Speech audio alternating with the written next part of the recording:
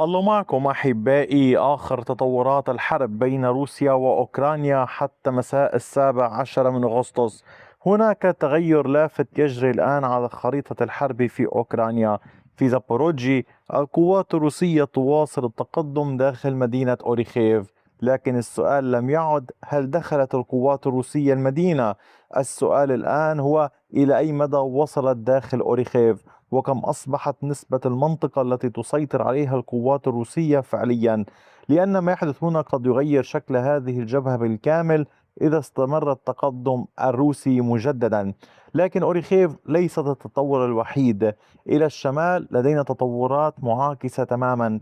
في اليمن القوات الأوكرانية تحقق تقدما جديدا بعد سلسلة من الهجمات المكثفة على مدار فترة طويلة، ما يعني أن خريطة السيطرة تتغير داخل المدينة مرة أخرى. وسنتحدث على كم تسيطر روسيا من اليمن الآن وكم بقي تحت السيطرة الأوكرانية.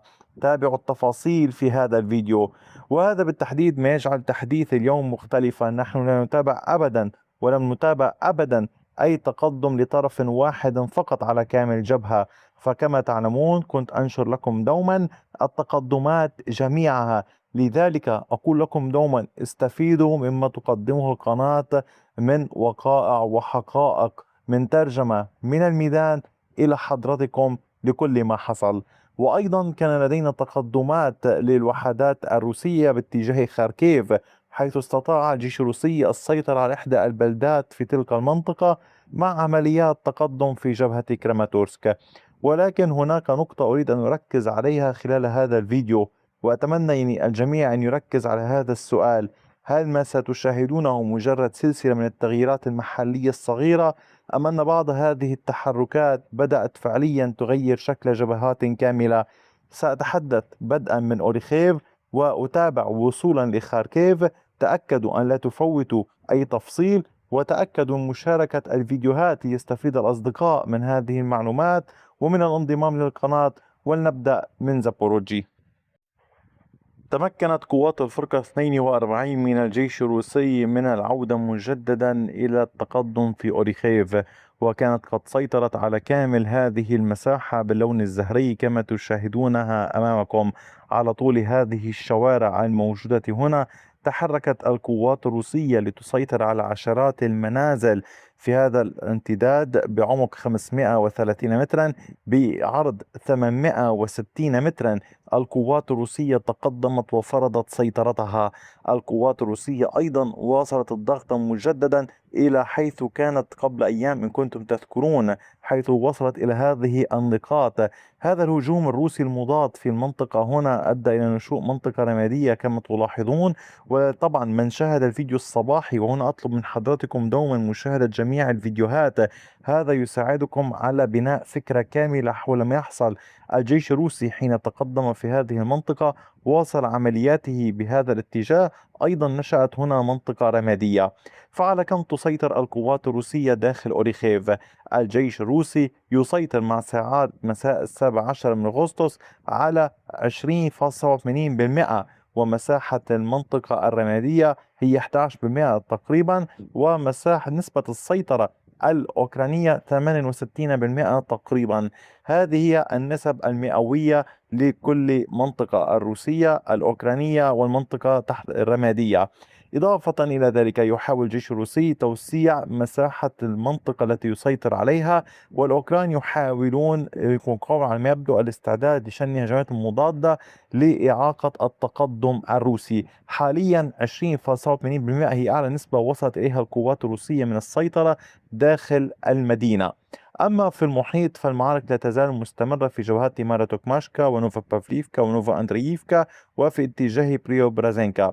أما إلى الشمال هنا في مقاطعة زابوروجي الجيش الروسي تمكن من السيطرة على بلدة جديدة، هي بلدة نوفوسوريشني. انطلاقا من مواقع سيطرته في ليوبيتسكي انطلقت الوحدات الروسية بعملية سريعة باتجاه نوفوسولوشيني، فسيطرت على كامل هذه المساحة باللون الزهري كما تظهر أمامكم. عمق التقدم للوحدات بلغ أكثر من كيلومترين وبعرض أكثر من كيلومتر ونصف. الجيش الروسي كما تلاحظون سيطرة على هذه المنطقة السكنية وعلى المنطقة المحيطة بها. ما أهمية هذا التقدم؟ إن كنتم تلاحظون، كان في الآونة الأخيرة الجيش الروسي يحاول توسيع السيطرة في اتجاهاته هنا، فيرخنيا تيرسا في هذا الاتجاه وهذا الاتجاه قبل أيام. والوحدات الروسية اليوم تعمل في هذه المنطقة على التقدم والضغط وتوزيع السيطرة. التقدم يأتي على طول هذه المساحة هنا، على طول الطريق، وأيضا عمليات مستمرة في هذا الاتجاه. هذه نربطها تلقائيا بما يحصل في أوريخيف، حيث الجبهة هنا اتسعت دائرة الاشتباكات فيها، مع محاولات روسية لإبقاء هذه الجبهة أمام ضغط كبير. يعني اليوم القطاع الوسط في أوريخيف مرتبط تلقائيا بالقطاع الشرقي بالعمليات التقدم اللي تحرزها الجيش الروسي، ومرتبط أيضا بالقطاع الغربي، حيث الوحدات الروسية لا تزال تواصل عمل على توسيع منطقة السيطرة.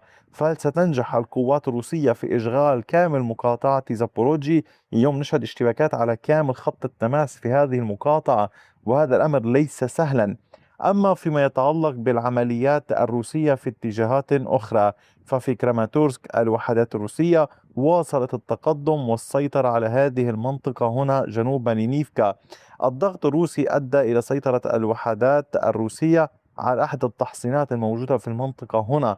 هذا التقدم كان بعمق نحو كيلومتر وربع بامتداد كيلومتر ونصف.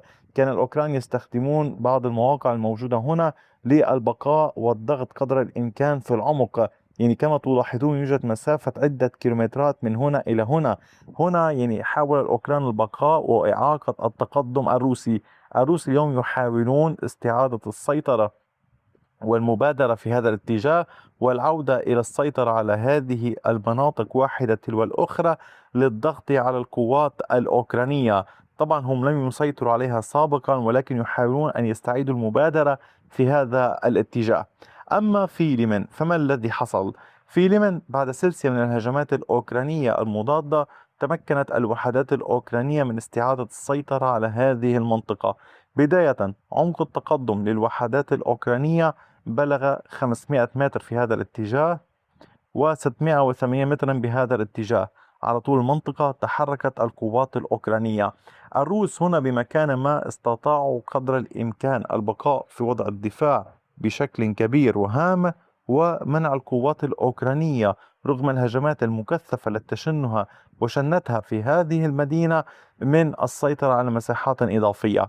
فحتى ساعات مساء 17 من أغسطس بلغت نسبة السيطرة الروسية في ليمن 28.3%، المنطقة الرمادية 18%، ومساحة السيطرة أو نسبة السيطرة الأوكرانية نحو 53% ونصف أو 54%. المعارك لا تزال قائمة ومستمرة، والهدف الأوكراني متمثل بإخراج القوات الروسية من هذه المنطقة. لكن تبقى الأسئلة كثيرة. الأوكران لديهم المبادرة في جبهة ليمن، ولديهم المبادرة في محور جنوب دونيتسك كانوا قبل أيام، لكن الجيش الروسي كما تعلمون شن سلسلة من الهجمات المضادة في المنطقة هنا. أما الروس فيواصلون العمل في محاور دوبروبيليا، جبهات زابوروجي، في كراماتورسك وفي خاركيف. فما رأيكم أنتم أحبائي؟ أما فيما يتعلق بالتقدم الروسي والسيطرة على إحدى البلدات في مقاطعة خاركيف، فعلى طول الحدود الروسية الأوكرانية يواصل الجيش الروسي عمليات التقدم والسيطرة. واليوم سيطرت وحدات الجيش الروسي على كوبيني. العمل كان قد أدى إلى السيطرة على هذه المساحة باللون الزهري كما تشاهدون. نتحدث هنا عن تقدم للوحدات الروسية بعمق 1.60 كيلومتر بامتداد كيلومترين.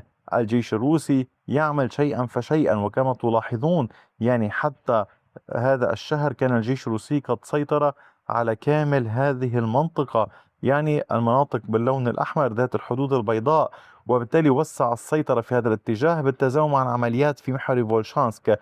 وأعود لأقول لحضرتكم، تبعد القوات الروسية عن بعضها البعض 12 كيلومترا، فستستطيع تطويق الوحدات الأوكرانية في كامل هذه المنطقة؟ هذا هو يعني إحدى الأسئلة من كثير من الأسئلة التي ينتظر البعض إجابتها، والوقت سيكشف كل شيء. حتى ذاك الحين تأكدوا من الانضمام للقناة، مشاهدة كل ما تقدمه القناة، دعم القناة عبر المشاركة والوسائل الأخرى. وشكرا على وقتكم الثمين، وإلى اللقاء بفيديو آخر.